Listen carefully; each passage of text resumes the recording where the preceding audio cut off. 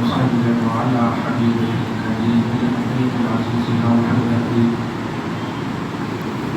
وعلى آله وأصحابه الأفضلين الأكرمين.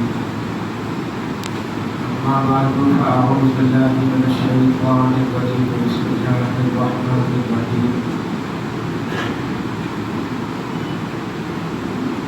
إنما يريد الله ليذهب عنكم الرجس أهل البيت ويطهركم تطهيرا. صدق الله العظيم. رسول برکت کے لیے درود شریف پڑھ لیجیے. اللہم صل علی سیدنا و شفیعنا و حبیبنا و مولانا محمد مکہ وعلی آلہ الکرام الکریم وعلی وصحبہ المبارک وسلم.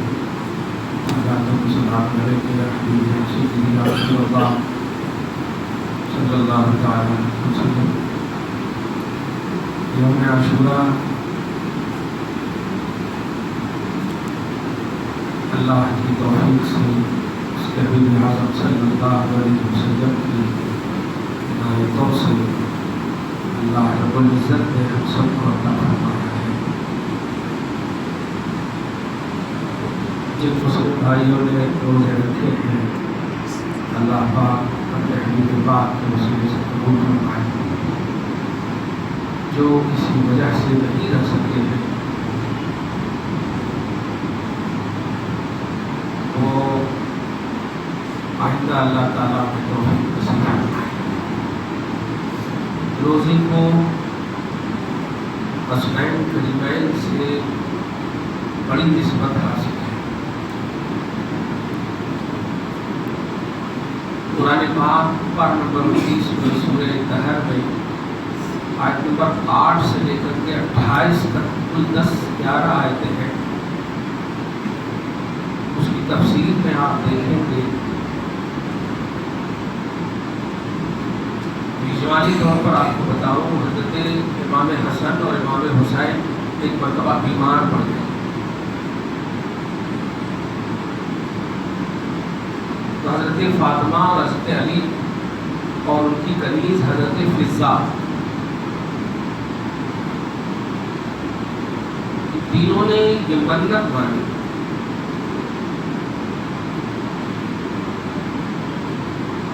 کہ اگر حسنین کریمین بیماری سے شفا پا لیں گے تو ہم 3 دن تک روزے رکھیں. اب پوری تفصیل ہے. شفا مل گئی 3 دن تک روزے رکھیں. قرآن پاک نے اس ادا کو اتنا پسند فرمایا. ارشاد فرماتا ہے روزہ رکھنے کے بعد جو افطاری کا وقت جب آیا ان تینوں کے لیے تو حضرت علی نے 3 کلو افطاری کی چیز آج کے حساب سے سمجھا افطاری کی چیز 3 کلو لائے تھے. ایک دن تک بنانے کے لیے 3 دن تک روزہ کھولیں گے, افطاری کھولیں گے. ایسا جیسے ہی 1 کلو ایک دن یوز کرے تو یہ دونوں بیٹے خود علی فاطمہ اور کنیز پانچوں مل کر بیٹھے تھے افطاری کے وقت. تو عین منہ پر ڈالنے والے تھے, افطاری کھولنے والے تھے کہ اچانک کوئی دستک دیتا ہے دروازے میں. فاطمہ کہتی ہے جائیے دیکھیے کون ہے. سارا لقمہ نیچے رکھ دیا. خود حسن حسین بیمار ہیں, کتنی انرجی کی ضرورت پڑے گی آپ سوچ سکتے ہیں, مگر انہوں نے بھی رکھ دیا. جیسے ہی کھولا تو دیکھتے کیا ہے ایک شخص ہے جو کہتا ہے انا مسکین ہوں, میں مسکین ہوں, بہت دن سے بھوکا. یہ جملہ سننا تھا کہ فاطمہ کے کان سے آواز ٹکراتی ہے اور کہتی ہے کہ جو کچھ بھی رکھا ہوا ہے سب اٹھا کر ملا کر دے دو. دو بات روزہ جو رکھتے ہیں یہ بھی بات بھی دھیان میں رکھیے. اور جو اس حوالے سے آج حسنین کریمین کے لیے جو کھلاتے پلاتے ہیں, سبیل ہے, دیگر چیزیں ہیں, آپ جو شربت ہے, یہ سب کا جو اہتمام کرتے ہیں, سب کی اصل موجود ہے قرآن پاک میں, حدیث پاک میں. ضرورت ہے دیکھنے. جیسے ہی حضرت فاطمہ الزہرا نے کہا تو علی جا کر کے سارا لے کر کے چلے گئے اور اسی طرح بھوکے ہیں پورے 24 گھنٹے اور اسی طرح پانچوں نے. چلو ہم 3 کو थोड़ा सी हम महसूस कर सकते हैं कि चलो ये बीमार नहीं थे, हसनैन करीमैन तो बीमार थे, उनको तो खिला देना था, उनके लिए तो रखना था, लेकिन नहीं, उनके लिए भी नहीं रखा, सब दे दिया मिस्कीन को खिला दिया। दूसरा दिन जब रोजा रखना शुरू किया उसी हालत में, न कोई शहरी की चीज है न खाने पीने की कोई चीज। 3 किलो लाए थे 3 दिन इफ्तारी के वास्ते, तो 1 किलो खत्म हो चुका है, अब दूसरा किलो दूसरे इफ्तारी के लिए, तीसरा किलो तीसरे इफ्तारी। हज़रत हसनैन करीमैन, फातिमा ज़हरा, अली, कनीज़, फिज़ा, तीनों ने दूसरे दिन भी रोजा रखा। फिर इफ्तारी के वक्त अचानक वही दस्तक देता है, कमाल है। जैसे ही दरवाजा को खोलते हैं वो कहते हैं अना यतीम, मैं यतीम हूँ, बहुत दिन से भूखा प्यासा। ये आवाज भी फातिमा तक टकराई। फातिमा ज़हरा ने कहा जाकर के आज भी दे दीजिए, 2 दिन से कंटिन्यू भूखे हैं, रोजा है। महसूस करना क्या जिस हुसैनी मोहब्बत में जी रहे हैं, अल्हम्दुलिल्लाह, मानते हैं, मनाते हैं, ये कोई खेल कूद नहीं है, ये कुरानी मोहब्बत है, ये खुदा की मोहब्बत है, रसूल की मोहब्बत है। जैसे ही उन्होंने कहा मैं मिस्कीन हूँ, दे दिया। दूसरे दिन भी, तीसरा दिन भी इसी हालत में रोजा रखे, तीसरे दिन भी कोई ना दस्तक दिया इफ्तारी हो। जैसे ही हज़रत अली जाते हैं, कहते हैं अना असीरुन, मैं असीर हूँ, कैदी हूँ, बहुत दिन से भूखा हूँ, मुझे खिलाया पिला नहीं जाता था। तीसरे दिन भी तीसरा किलो वो भी दे दिया, सब खत्म हो गया। इसी तरह ही 5 ने गुजारा। अब इन तीनों को थोड़ी देर के लिए, खैर अहले बैत का घराना, जुदो सफा का घराना है, ये तय है, लेकिन पर्सनली तौर पर भी आप गौर करें तो हसनैन करीमैन घर के ट्रेंड हैं, घर के ट्रेंड याफ्ता है, घर के तालीम याफ्ता है, घर की तरबियत है, भूख और प्यास की प्रैक्टिकल है उनको।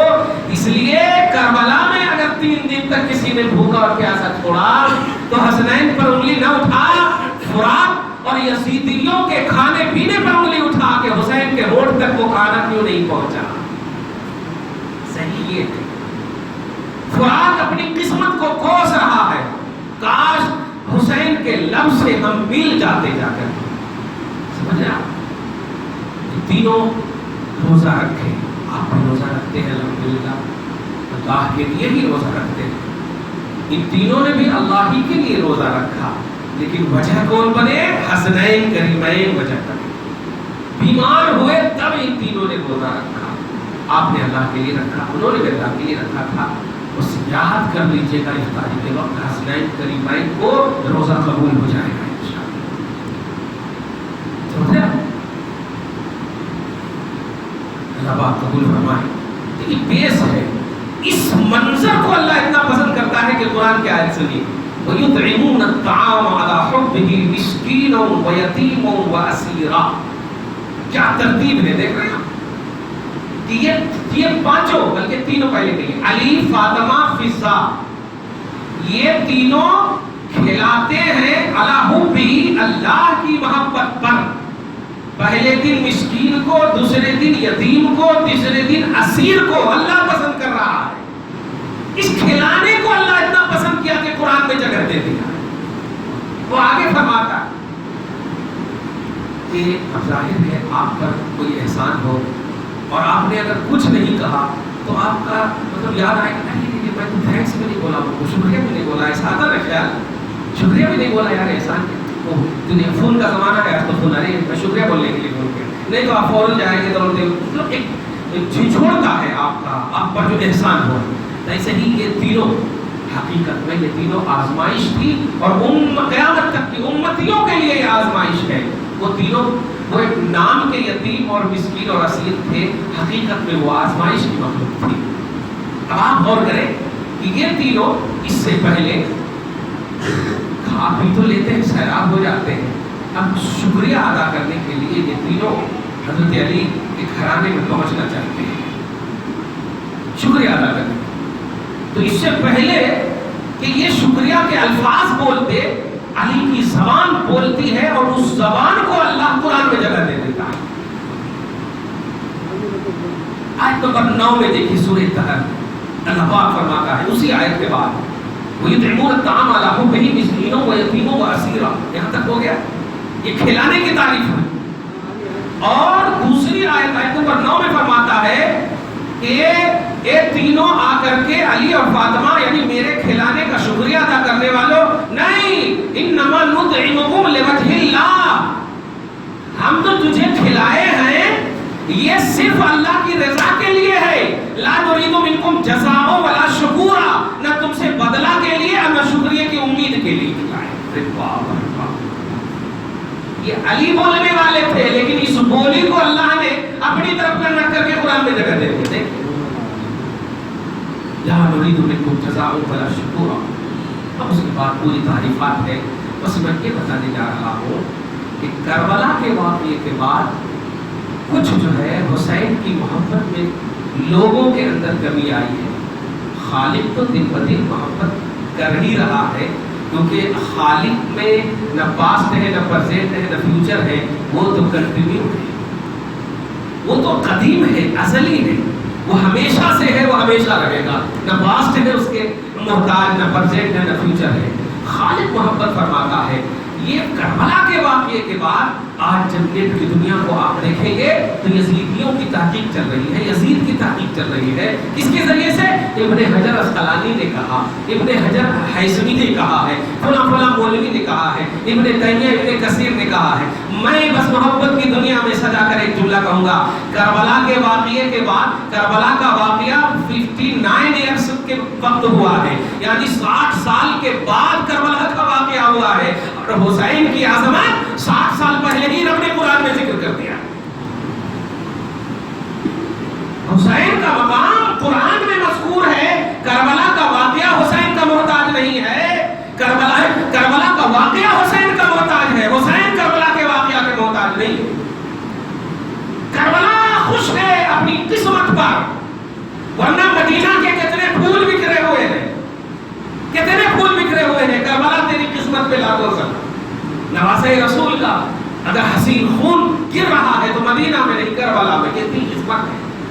تو 60 سال کے بعد کے واقعے کے بعد تھوڑی سی چنگیزیت، ہلاکویت، یزیدیت، ان چیزوں نے تھوڑی سی حسین کی محبت کی اسپرٹ کو کم کر دی ہے۔ آج ضرورت ہے اسی اسپرٹ کو بڑھانے کی۔ اگر یہ اسپرٹ بڑھ گئی تو آپ ہاتھ نہیں اٹھائیں گے اور دعا قبول ہو جائے گی۔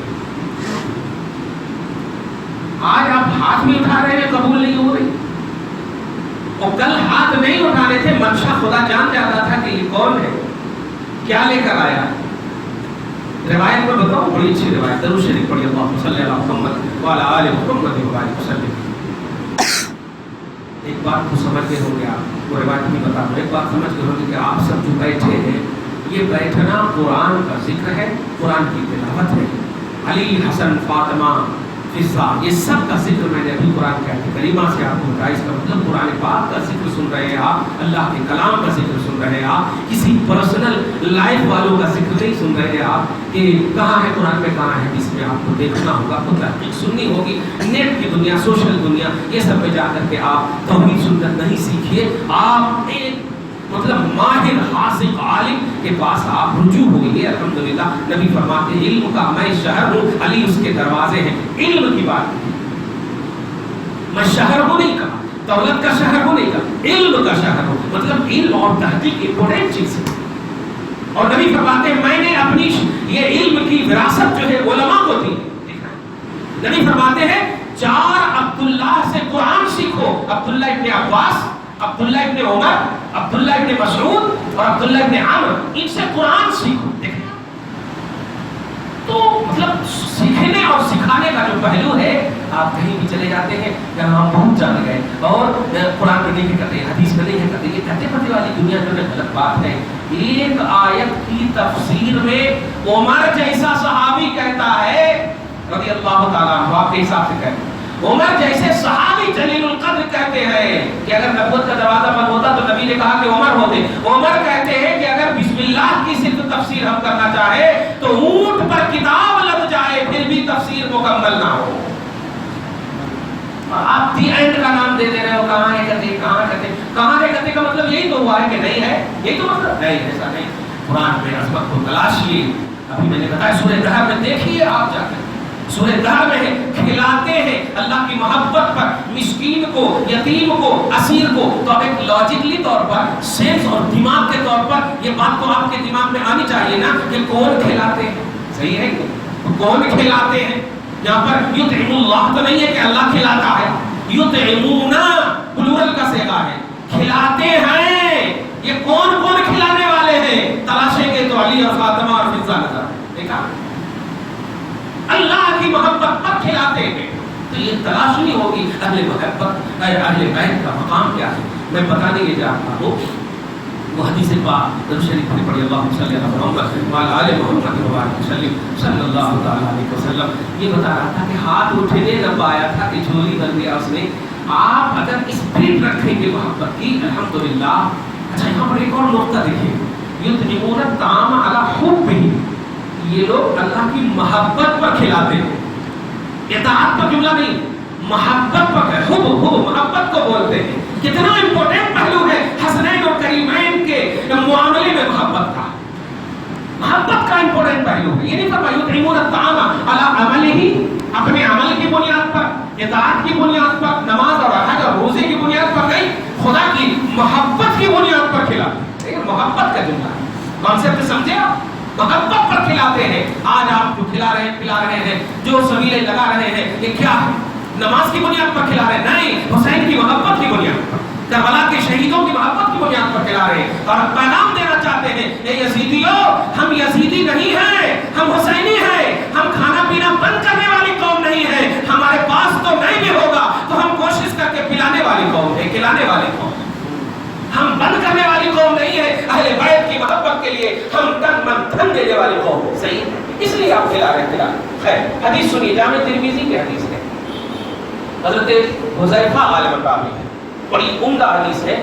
اور وہ نقطہ وہ یہ ہے کہ آپ کے اندر اسپرٹ ہو تو آپ ہاتھ نہیں بھی اٹھائیں گے تو دعا قبول ہو جائے گی. منشا خدا بھی جان جائے گا، مصطفیٰ بھی جان جائے گا، مصطفیٰ بھی جان جائے گا. توجہ دیجیے، لا الہ الا اللہ محمد رسول اللہ. ایمان آپ کا دونوں کے لیے. توجہ دیجیے، درس ہے. فرماتے ہیں حضرت حذیفہ عصر کی نماز کے وقت جو ہے تیار ہو رہے تھے تو ان کی والدہ معظمہ کہتی ہیں بیٹا کہاں جا رہے ہو؟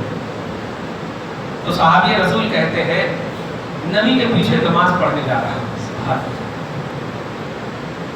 تو ماں کہتی ہے جاؤ بیٹا نبی سے ملاقات کر کے میری مغفرت کی دعا کروانا، میرے لیے بھی دعا کرنا.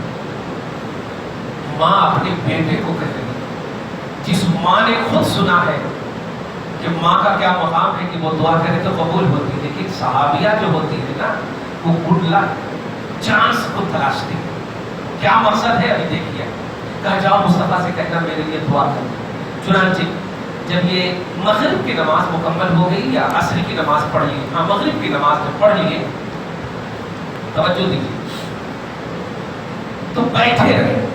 مغرب کی نماز پڑھتے تھے. آج کل ہم لوگ بھی اگر کوئی کام نہیں رہتا تو بیٹھ کر وظیفہ کرتے ہیں، تو ایسے ہی ان کو بھی کوئی کام نہیں، بیٹھے رہے. اور ماں کی وصیت یاد تھی کہ کہنا ہے، اور نبی نماز پڑھ کے چلے گئے.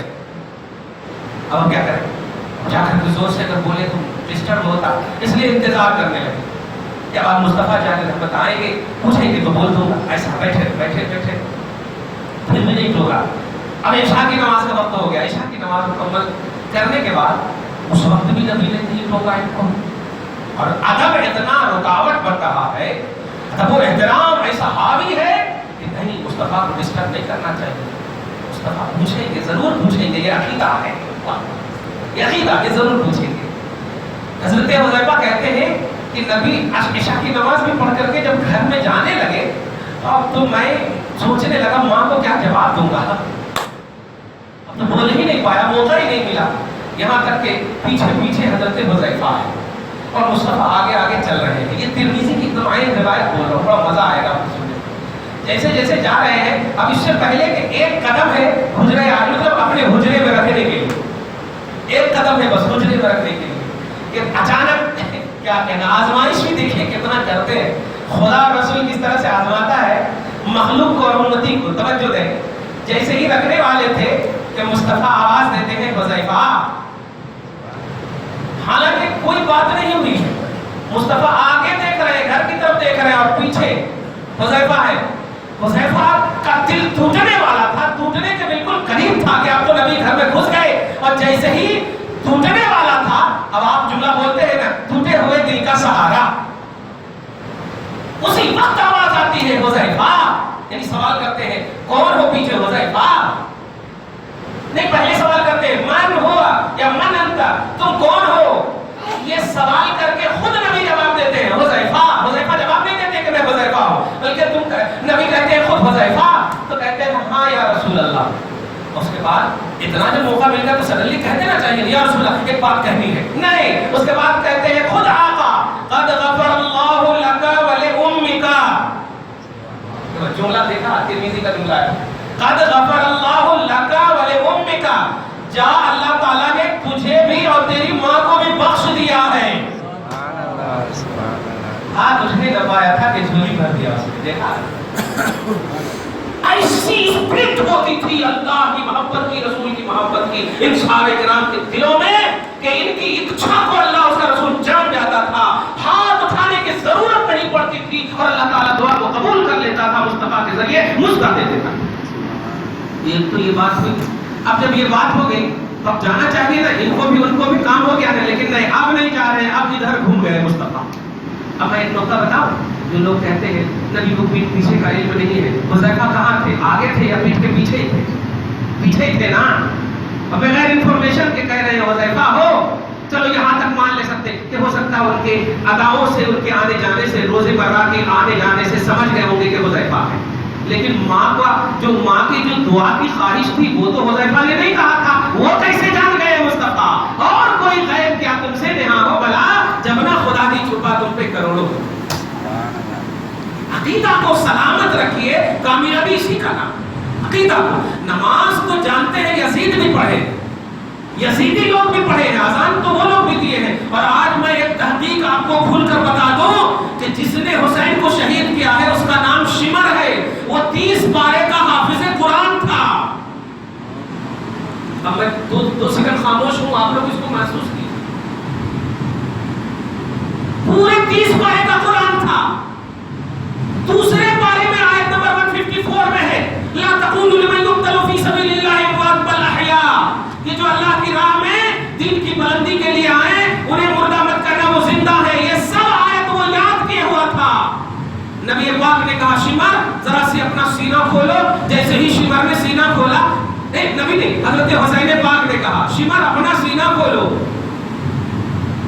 शिमर ने जब सीना खोला तो हुसैन मुस्कुरा रहे, तो शिमर कह रहे मौत के दाने पर वो मुस्कुरा रहे। कहा तुम क्या जानो कि मैं क्यों मुस्कुरा रहा? मैं मुस्कुरा सिर्फ इसलिए रहा हूँ कि नबी मेरे नाना ने सच कहा कि तुमको जो शहीद करेगा उसके सीने पर बस और कोढ़ी की बीमारी होगी, कोढ़ का दाग होगा। मैंने मुस्तफा की बोली को देख करके समझ गया कि तू ही मेरे को कत्ल करेगा। कैसा कमाल और कैसा यकीन है, देखिए आप। और दूसरी मुस्कुराने की वजह यह थी कि सीना को देखकर मुस्कुरा रहे हैं। कुरान हुसैन का साथी है, तो साथी को उन्होंने देखा और मुस्कुराया। ए साथी, तू दुश्मन के अंदर भी रह करके मैंने तेरा साथ नहीं छोड़ा है।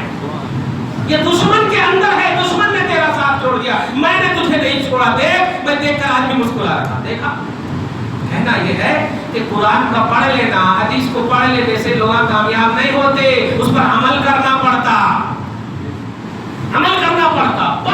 पूरे 30 पारे का हाफिज़ कुरान हुसैन का कातिल। बताइए तो क्या कहा था, क्या करे थे हुसैन? बताइए तो। कोई जायदाद लिए थे? अगर थोड़ी सी बात कहे कि बैत नहीं लिए थे तो हम भी तो पीली मुरीदी करते हैं यार। कौन तो दूसरे की बैत ले लिए तो मैं क्या पोटेंशियल लूं और मैं सोचूंगा कहां तो मेरे अंदर कुछ कमी है तो कुछ मुकम्मल कर। सही है, बैत का तो कॉन्सेप्ट ही होना चाहिए कि क्यों नहीं मुझसे वो मुरीद हुए, क्या बात है, मेरे अंदर कुछ कमी तो नहीं है, ऐसा सोचते। जैसे यूं समझिए, जब आप दुआ करते हैं, दुआ कबूल नहीं होती तो आप अल्लाह को गाली गलौज करते हैं? नहीं करते। क्यों? अपने को कोसते कि नहीं, गड़बड़ी हमारे ही अंदर है, कुछ तो भी गलती हुई होगी, वज़ू ठीक से नहीं हुआ होगा, नमाज ठीक से नहीं पढ़े होंगे, क्या आप तो भी गलती करे होंगे। अल्लाह गलती नहीं करता। सही है क्या? अल्लाह गलती नहीं करता। तो मैं पूछता हूँ, ए यजीद, तेरे से अगर बैत हुसैन नहीं ले रहे तो तू अपने अंदर देखना कि क्यों नहीं ले रहे। अपने अंदर देख, बैत क्यों नहीं ले रहे? नहीं लिए तो दादागिरी कर रहा है, डिक्टेटराना हुक्म दे रहा, मुतलक लेना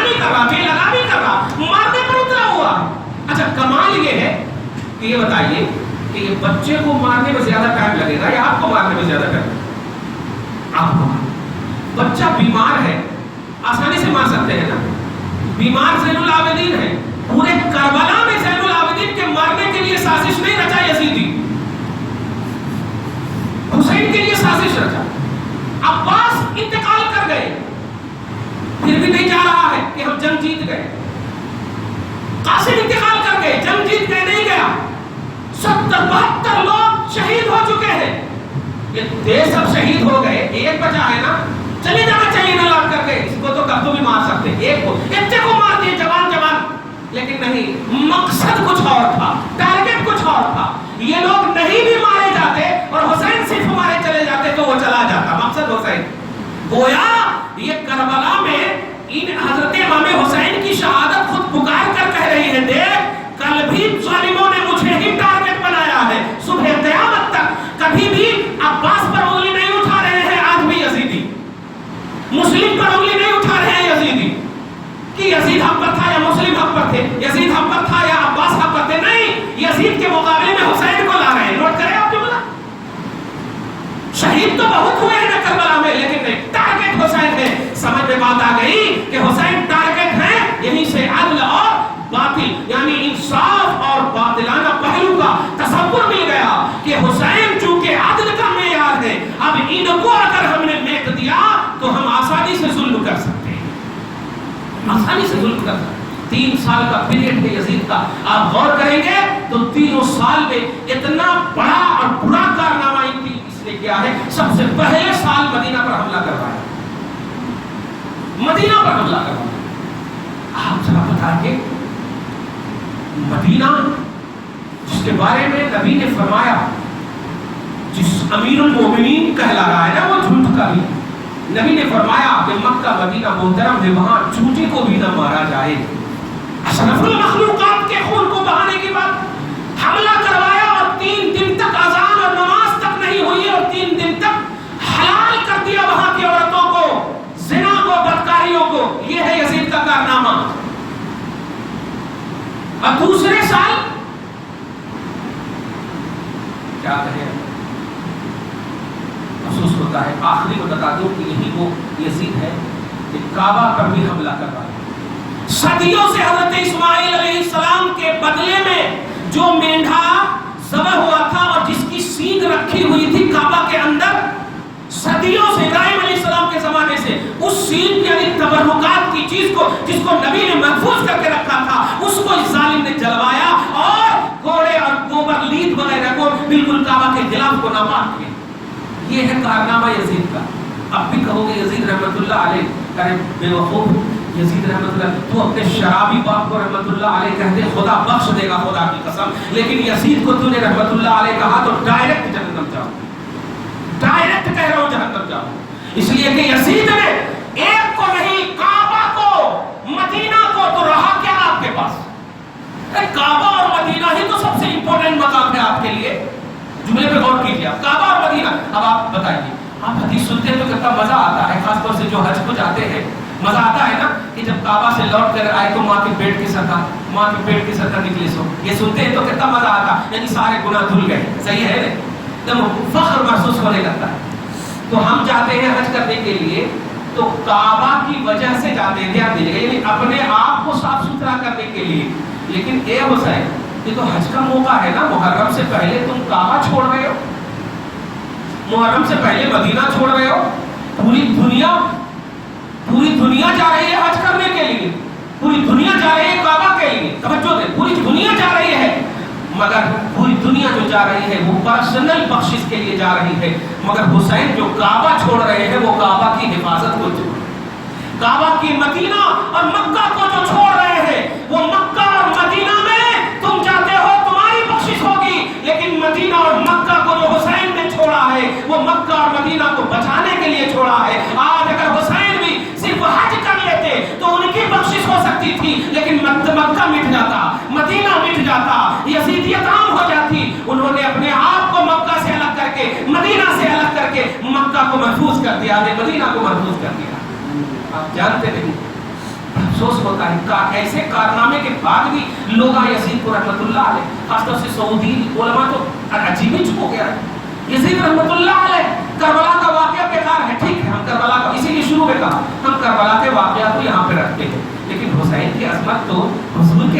یہی سے جاری ہے نا. حسین حسین کی عظمت تو حضور کے زمانے ہی سے. بلکہ حضرت ام الفضل کی ایک روایت ہے کہ انہوں نے جب خواب دیکھا, نبی کے سامنے کی بات ہے, یہ ہمارے تاج محل والی خواب نہیں ہے, نبی کے سامنے کی جب بات ہے تو بڑے بڑے خواب ہوں گے نا. کہتے یا رسول اللہ میں نے دیکھا ہے کہ آپ کے جسم کا کوئی حصہ کٹ کر کے میرے پاس گرا ہے. تو نبی سڈنلی فرماتے ہیں فاطمہ کے گھر میں ایک بچہ پیدا ہوگا جس کو تم گود میں کھیلو گی, جس کو تم گود میں لے کر کھیلو گی. تو نبی کا حسین کا تذکرہ تو ابھی پیدا نہیں ہوئے ہیں اور عظمتوں کے حوالے سے نبی نے اعلان کر دیا. کربلا تو 7 ہجری میں نبی کے انتقال کے بعد 60 سال کے بعد 59 سال کے بعد یہ واقعہ پیش آیا ہے نا. اور یزید کے میں کمپیئر کر رہے ہو, ہم دونوں کو ظاہری طور پر چھوڑتے ہیں, کربلا کے واقعے ہی کو ظاہری طور پر چھوڑتے ہیں. بتا حسین کا مقام 60 سال کے بعد کربلا سے پہلے تھا یا نہیں؟ ابو بکر صدیق ہے, ایسے ایسے کرتے تھے. حضرت عائشہ پیچھے سے کہتے تھے ابو جان ایسے ایسے کیوں کر رہے, ایسے ایسے کیوں کر رہے. تو جانتے تھے ابو بکر کے سامنے کوئی آدمی آ جاتا تھا تو ان کو الگ کر کے, ان کو اس طرح سے کر کے, تو ابو عائشہ کو کہتے ہیں یا اے عائشہ جانتی ہو میں ایسے ایسے کیوں کر رہا ہوں؟ مجھے یہ ہے کہ حسین کے باپ علی وہاں پر ہے اور علی کو دیکھنا نبی نے کہا عبادت ہے. افضل البشر ہے وہ, افضل البشر, عمر سے بھی افضل, عثمان سے بھی افضل, علی سے بھی افضل, لیکن علی کو دیکھنا اپنی سعادت سمجھ رہے ہیں. کیا رسپیکٹ ہے, دیکھا نا, افضل البشر نے عزت کی ہے. 60 سال کے بعد کا واقعہ ہم بھی چھوڑتے ہیں, لیکن 60 سال سے پہلے بتا حسین رسپیکٹڈ تھے یا نہیں, حسین عزتدار تھے یا نہیں, حسین عظمت والے تھے یا نہیں. اور جب سب نے ان کو عظمت دی ہے تو وہ بیس آف ایمان ہے یا نہیں؟ قرآن کہتا ہے صحابہ بیس آف ایمان ہے, اور وہ سب سے اعلیٰ تو افضل البشر ابو بکر ہے. ابو بکر صدیق یہ تو علی کے لیے ہے نا, لیکن ایک مرتبہ حسین اور حسن دونوں کو اپنے کاندھے پر اٹھائے ہوئے ہیں. وہ اشارہ جو بھی ہو, میں بس یہ بتانے جا رہا ہوں, وہ کہتے بھی تھے آپ نیچے رکھیے نا, آپ تو بڑے نبی پاک کی بارگاہ میں عزت دار ہیں, آپ مجھے نیچے رکھیے نا, نیچے رکھیے نا. تو کیا کہتے تھے ابو بکر, شہزادے تمہیں خود نہیں معلوم کہ تیرا مقام کیا ہے. افضل البشر بوڑھے صحابی حضرت ابو ہریرہ ہے. جب حسین چلتے تھے تو پیچھے جہاں پر حسین پاؤں رکھتے تھے وہاں پر وہ سر رکھتے تھے. حسین جب پلٹ کر دیکھتے تھے ابو ہریرہ کو, کہتے تھے ارے آپ اتنے بوڑھے ہیں, میں تو بہت چھوٹا ہوں. عمر چھوٹی تھی. اب ظاہر ہے اس وقت شہادت کا مسئلہ 54 ایئرس ہے اور 59 کا یہ واقعہ ہے, تو 4 سال 5 سال کی عمر ہوگی, ہے کہ نہیں؟ 59 میں یہ واقعہ پیش آیا کربلا, اور حضرت امام حسین کی عمر 54 ہے. تو اب حضور کے زمانے میں کتنی عمر ہوگی؟ 54 پلس 59 ہے تو 4 سال 5 سال کی عمر ہوگی. اتنی چھوٹی سی ظاہری عمر کو دیکھ کر حضرت ابو ہریرہ ان کے قدم کے نشان کے گرد و غبار کو اپنی پیشانی کا تاج بنا کر کہتے ہیں. حسین جب کہتے ہیں آپ مجھے اچھا نہیں لگتا ہے, آپ اتنے بوڑھے ہیں, بزرگ ہیں, آپ ایسا مت کیجئے, تو ابو ہریرہ بھی یہی کہتے تھے شہزادے تم نہیں جانتے کہ تیرا مقام کیا ہے. بوڑھے رسپیکٹڈ صحابہ, بیس آف ایمان صحابہ, حسنین کریمین خصوصاً امام علی مقام کی عزت کریں اور اسی عزت پر انتقال کر جائیں. اب یہ 60 ہجری کے بعد یزید کے واقعہ کے بعد حسین قلم پر کیسے ہو سکتے ہیں بتاؤ تو. اب کون سی کتاب اتری ہے قرآن کے علاوہ؟ جب قرآن میں ان کا مقام, صحابہ کی اداؤں میں ان کا مقام, نبی کے رسپیکٹ میں ان کا مقام, نبی کی اداؤں میں ان کا مقام, تو اب مقام حسنین کریمین اور حسین کا مقام یہ اللہ رسول کا پسندیدہ مقام ہے. کوئی واقعہ اگر ریلیٹڈ حسینیت ہو تو قبول ہے, اور اگر ریجیکٹ کا پہلو ہے تو واقعہ کو ریجیکٹ کر دو. حسین ایکسپٹڈ ہے, حسین کی عظمت ایکسپٹڈ ہے, صحیح ہے. واقعہ کی بنیاد پر یزید کو ہم حق نہیں کہتے, یزید ہمیشہ کے لیے ناحق ہے, یزید ہمیشہ کے لیے باطل ہے, اور واقعہ کی بنیاد پر ہم حسین کو حق نہیں کہتے. یزید توحید کی بنیاد پر حق پر ہے اور رسالت کی بنیاد پر حق پر ہے, صحابہ کے عمل کی بنیاد پر حق پر ہے. لہذا آج کا جو یہ عظیم الشان دن ہے عاشورہ, یہ یہی پیغام دے رہا ہے کہ لوگوں تم اپنے لیے جیتے ہو, لیکن میں تمہارے جینے کے سامان کے لیے جیتا.